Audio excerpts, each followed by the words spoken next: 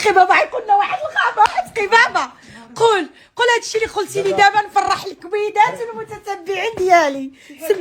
سمعي التقرير جا من رئيس لجنه الحكام ديال الفيفا.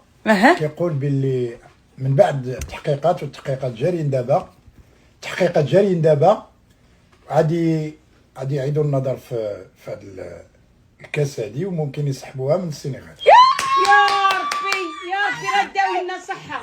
يا ربي راه انت عالي وعالم. ممكن يتم سحب الكاس من السنغال واعاده المقابله. الله يا ربي فرحنا، يا ربي يا راجعوا ربي عندنا عالي وعالم. بلادنا.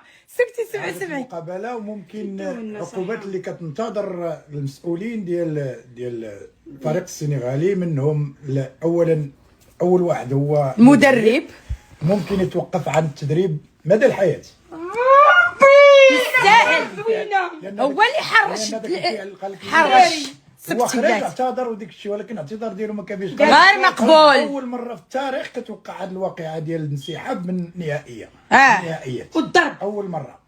والفوضى اللي وقعت ممكن يتعاقب الجمهور، ما يجيش الكاس العالم بعد هذه النيت، ما يجيلهاش، ممكن 2 مرات ولا 3. وعاد زائد الفريق السنغالي ممكن ما يشاركش في شي 3 دورات. لا قال لك ما غيشاركش 2036. يا المهم 3 دورات ولا 4 دورات. وعلاش دابا ما يحيدوا لهمش الكاس ويعطوه لنا صافي؟ وانا قلت لك راه غيعاودوا المقابله. المهم كاين هذه القضيه هذه كاين المهم سحب الكاس، ولكن ضروري تعاود المقابله.